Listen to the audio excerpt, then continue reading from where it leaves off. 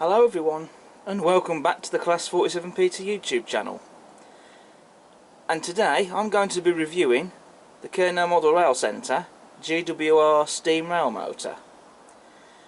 Now originally I wasn't planning to do a review on this model. I already did a running session video and a bit of a showcase on this model with some photographs of the model in the video. But then after uploading that video I had a change of heart, so instead I've decided that I am going to review this model. So I'm going to be giving my thoughts on what I think of this model. Now I can't remember exactly when it was when Kernow announced the GWR Steam Railmotor. It is going back a few years, so we have had to wait a few years for it. But fast forward to 2024 and the model is now released. The question is, has the wait been worth it? Well, we're going to hear what I think in a moment. Now, I didn't rush out and pre-order one of these. I was going to get one of these because I did want one, especially after I saw the decoration samples at Worley back in 2022. So I bought one of these after Kernow had cleared through a lot of the pre-orders. So that's when I went and bought one. And it's now here. And I've really been looking forward to this. Now Kernow Model Rail Centre have produced all the liveries that the steam rail motors would have ran in. There's the GWR Line Crimson livery, which this is the livery that this one is in. There's also two versions of the chocolate and cream livery. There's a line livery and an unlined one. And there's also a dark brown livery. Kernow have also laser scanned the steam rail motor that's at Didcot, number 93, which is, shall we say, the replica. And they've laser scanned that for accuracy in the shape and details. So for those who are wondering if this is an accurate model, it's been laser scanned by the real one, so it is indeed an accurate model. The one that I've gone for, in particular, is number 93 in the GWR Lime Crimson livery, which is the one that is at Didcot. Now, the reason I've gone for this particular one is because I have seen this steam rail motor in real life. When it was launched at Didcot in 2011, I was actually there at that event, and you can find footage of that on my YouTube channel. And I also got to ride on this thing as well. Fantastic bit of kit it is. I also have seen it at the Old.Common Open Day event in 2017, which was actually the last Open Day that they had at Old.Common before it was shut down and demolished to make way for a new station for HS2. So those are memories really, so that's the reason why I went for the preserved one. Because I think it is nice to have some locomotives that are preserved, especially ones that you have seen and you have memories with. So that's the reason why I chose this one.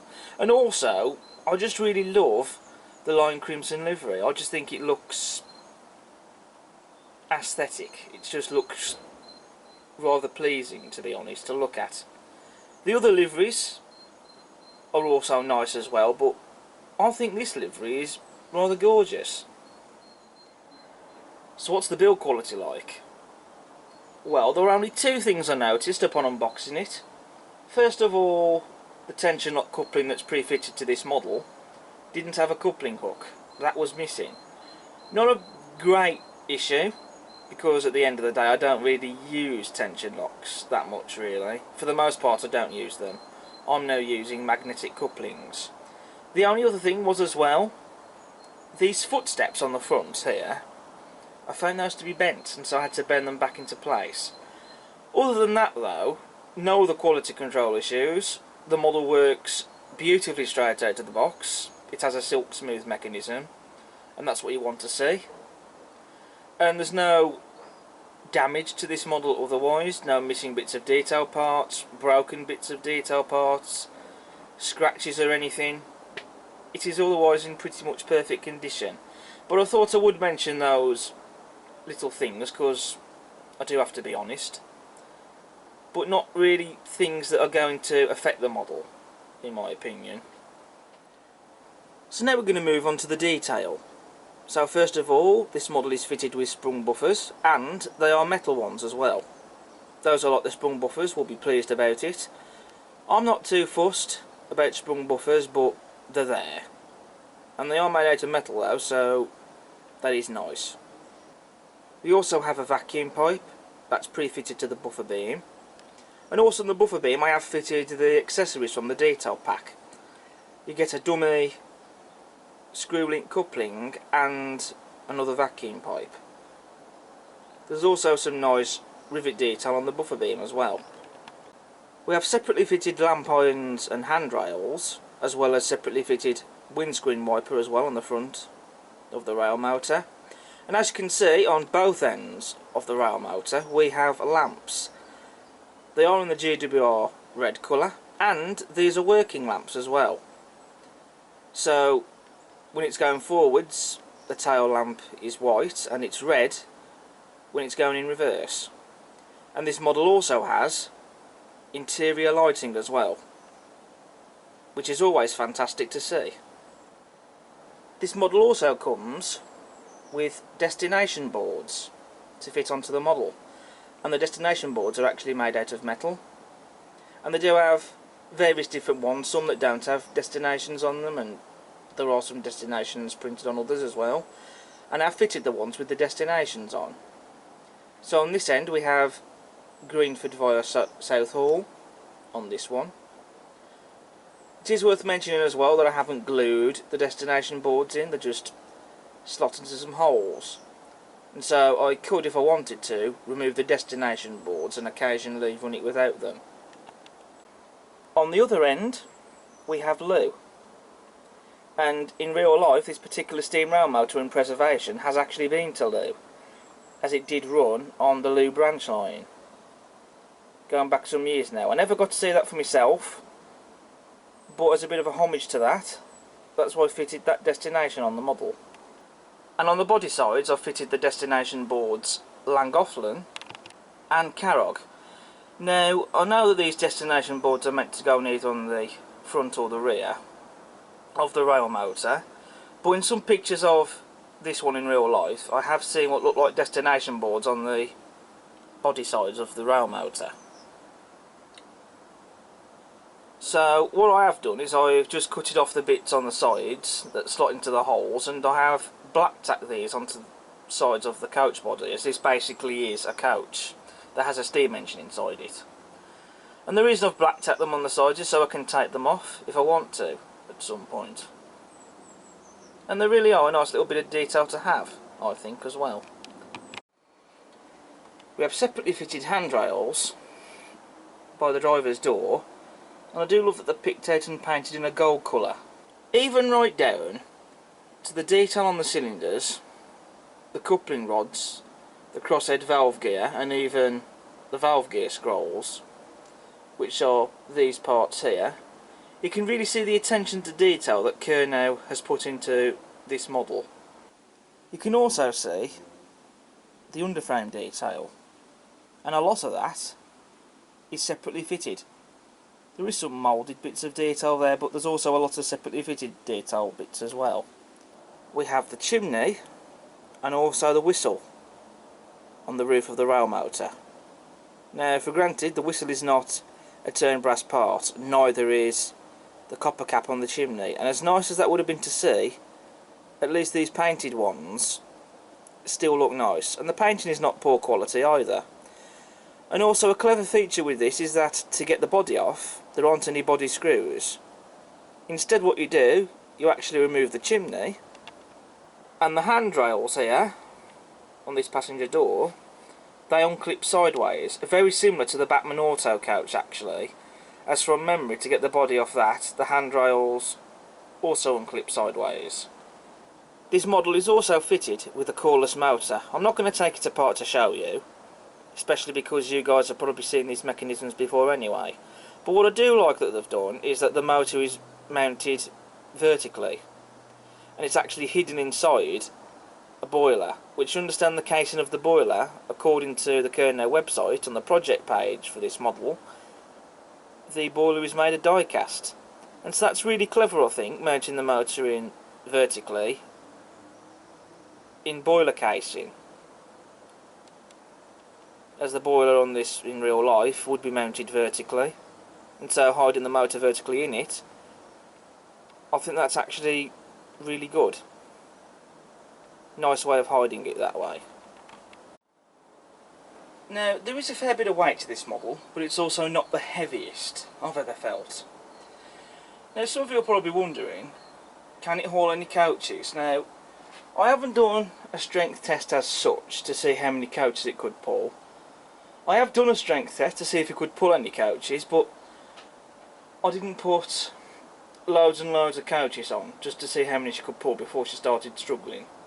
That's because all my coaches are kept in different storage boxes, and you know, I didn't want to start taking all my coaches out, taking another storage box out, getting more coaches out, especially because it's then takes a bit of time to put them all back again. So what I did was I thought I'd set up one of my rakes of coaches I have to see if it could pull that, and I have got out my full rake of GWR Centenary coaches, and I didn't expect it to handle the whole rake, and yet amazingly it could. There was some slight struggling going on, but she still managed the rake otherwise without much other issue. Whether she could have handled more coaches or not, possibly, but again, I wasn't going to try that. And I just did that really just for a giggle. And it's nice to have a bit of fun. You have got to enjoy the hobby as well. Although in reality these steam rail motors wouldn't have pulled many coaches. At most they would have only have had a single coach behind them, because I don't think there was all that powerful in real life.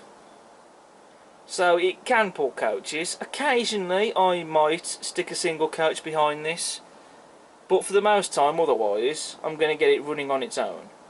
The detail inside the interior is also quite nice, with all the seating. Could do with some figures in there. I know Model U have released some figures to go on the steam rail motor, and at some point I'm sure I might invest in some of those, but for now I'll do without any figures in here. But the detail inside the interior is very nice. You can also see the interior detail on this end of the rail motor as well, and again it's that attention to detail that Kernow have put in. Suffice to say, they haven't missed any details off.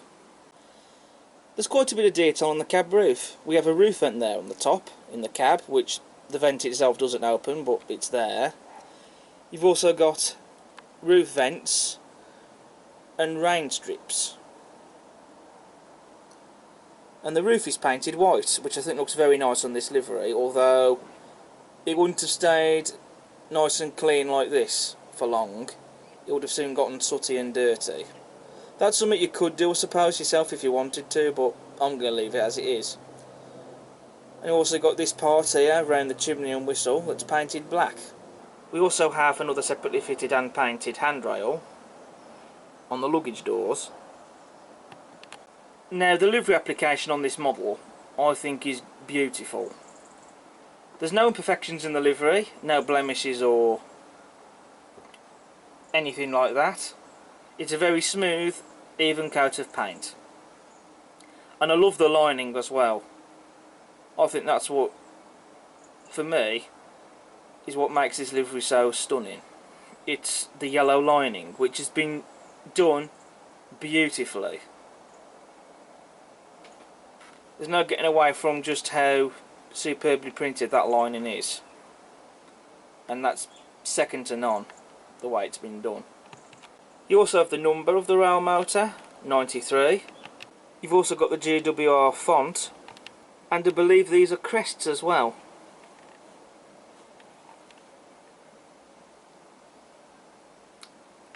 And again, the printing on these is superb, and the style of numerals and font is also correct as well.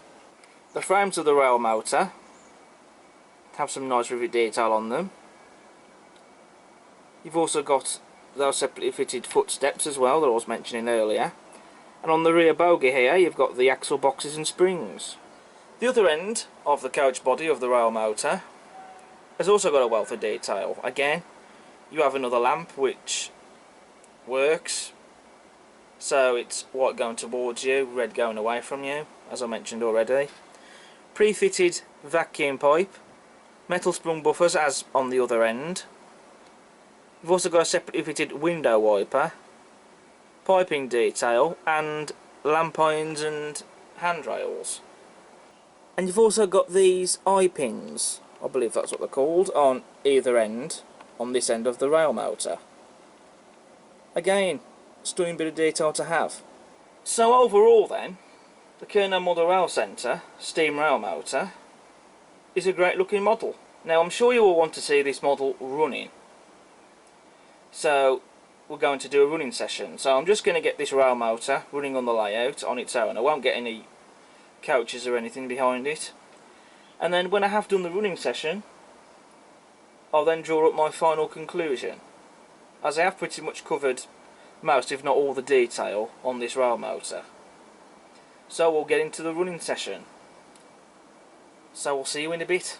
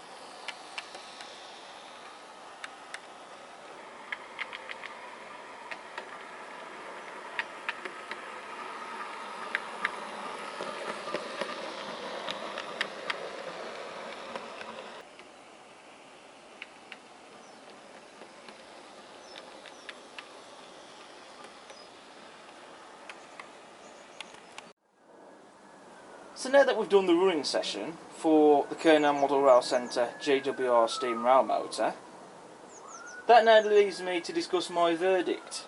So what do I think of this model? Personally, I think it's a great model. It looks stunning, detail is superb, decoration is superb, runs absolutely smoothly, and it can pull quite a load as well. It looks like the prototype, and also not to mention the interior lighting and the directional lighting as well. Some people might think 189 quid for what is basically a single coach that has a steam engine inside it. That's what the real thing was.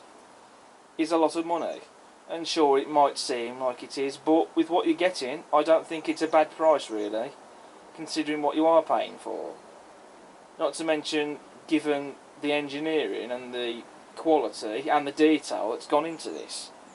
It really is a superb looking model, and it runs beautifully as well. Kernow do still have some in stock, though albeit the crimson and brown liveries, as they have sold out on the chocolate and cream livery ones. But this is a model that is highly recommended by me. So if you're interested in getting one of these, then I'd definitely go for it. So big pat on the back to Kernow Model Rail Centre for producing this. So that's it for today for my review on the Kernow Model Rail Centre GWR Steam Railmotor. Thank you all so much for watching, and I hope you've enjoyed. As ever, if you like what you see, please do subscribe to the channel. It won't cost you anything. Smash the like button, feel free to leave a comment, and also do check out my other videos I've got on the channel. But until next time, I'll see you again soon. Bye for now.